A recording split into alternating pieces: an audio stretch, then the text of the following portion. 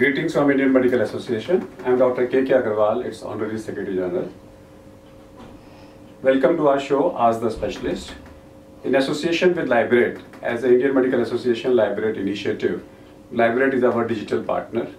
We are starting a series of Ask the Specialist program where top specialists of the country I will be interacting with them and will also be answering some of the queries which we have received from the Lybrate platform. Today is World Cancer Day and we have with us Dr. Harit Chaturvedi, who is the chairman of Institute of Oncology at Max Saket in New Delhi and is also looking after all the cancer units of Max across the country. So welcome to our show. Thank you. When we talk about Cancer Day, which we are celebrating today, and we know that in male we still have cancer of the lung which is becoming #1, and then cancer of the head and neck becoming #2, and then comes the prostate cancer. And in women we still have cancer of the breast and cancer of the cervix almost equating. In the urban metro areas we have cancer of the breast. And in the third number we have seen gallbladder, which one is rising, and cancer of the pelvic areas, ovary and the uterus, which is rising. In metros, the breast cancer is on the rise, cervical cancer is going down because of lifestyle influences. We see delayed pregnancies, we say less lactation and these practices in the upward mobile women.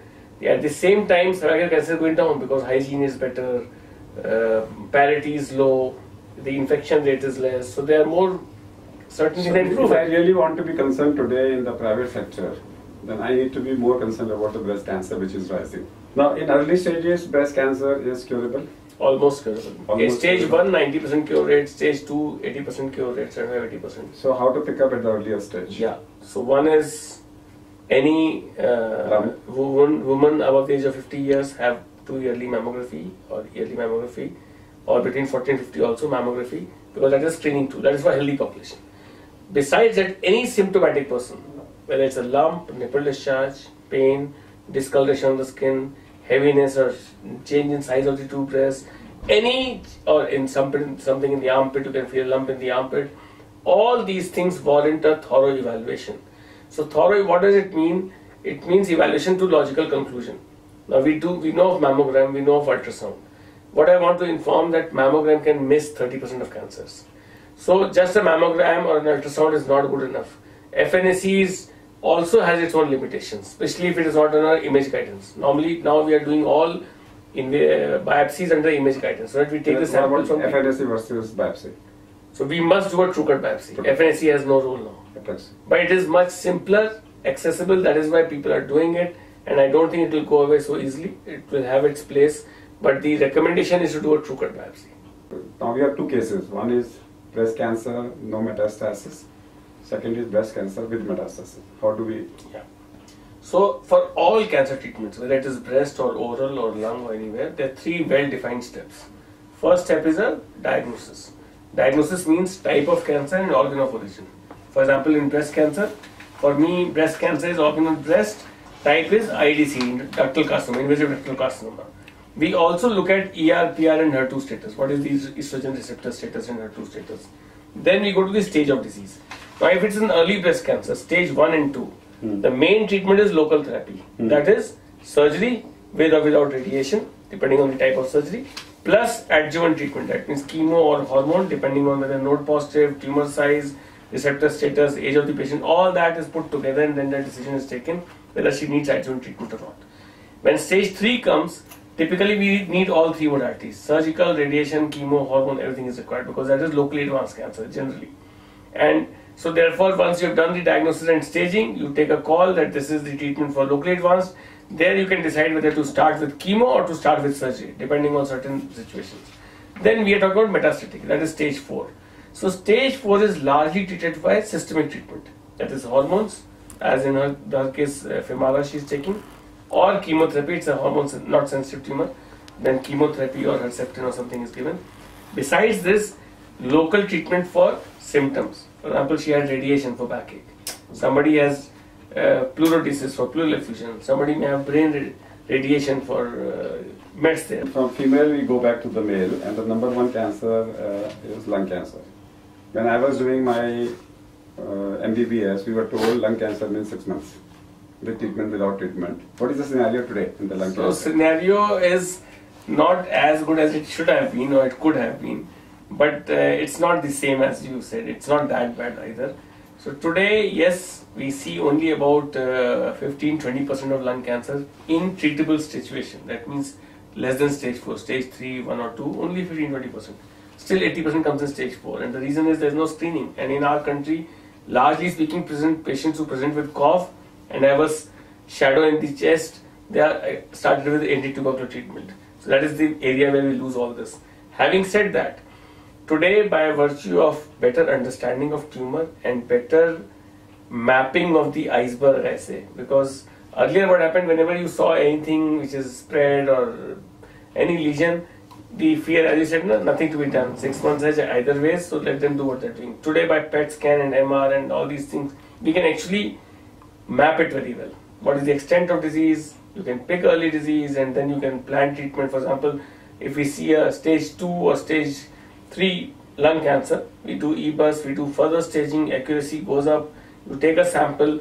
If they are very sensitive, by some markers are there which are very sensitive, then you can channelize the treatment by chemotherapy only, no surgery. Then from lung cancer, you go back to the oral cancer, which is still number one cancer, specifically in the rural area, which is related to tobacco. Is the culprit, yeah. Message for my patient and message for GP. So message largely is that chewing tobacco, chewing pan masala, chewing all these material which causes submucous fibrosis, ulceration, and is ruining our generation in a way because of rampant use. And 85% of tobacco users in our society are in smokeless form. A person who is a tobacco chewer, at what stage you should go for an examination? Ideally every year, but at what level?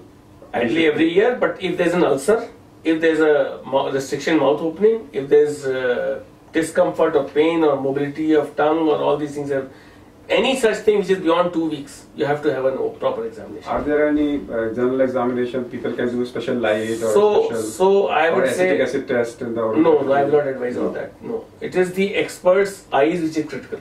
Now, in the third cancer, if I have to talk about in India, the male, from lung cancer to the oral cavity, the prostate cancer. Yeah.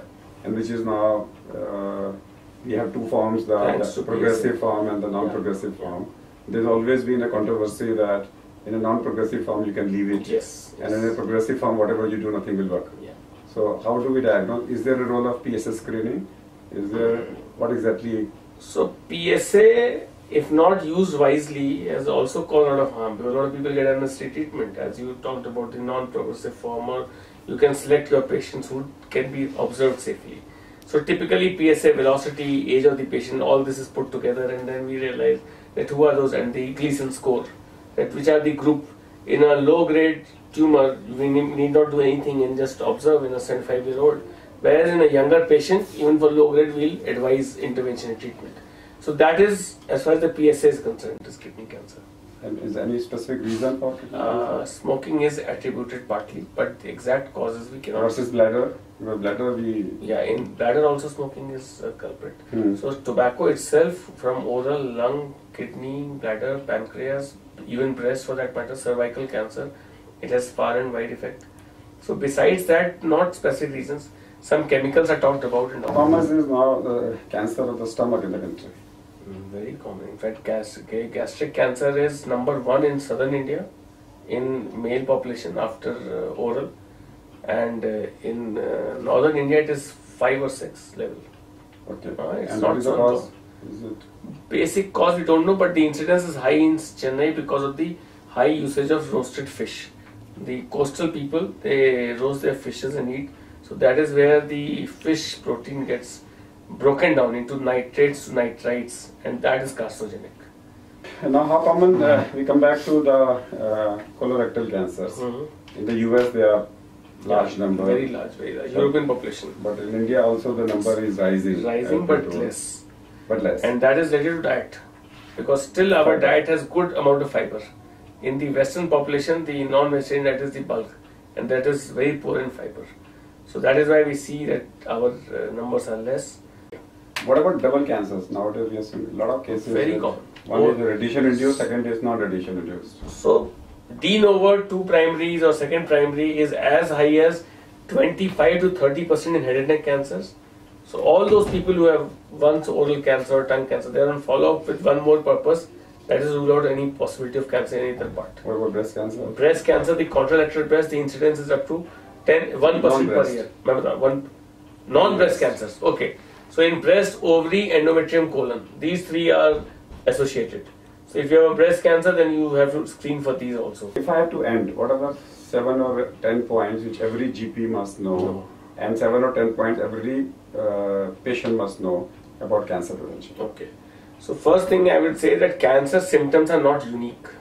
Just as in heart attack, you have chest pain, and so lot of people can. So here I have a formula: anything unusual, anything for the first time, anything which cannot be explained, don't ignore. Don't ignore for more than 2 weeks.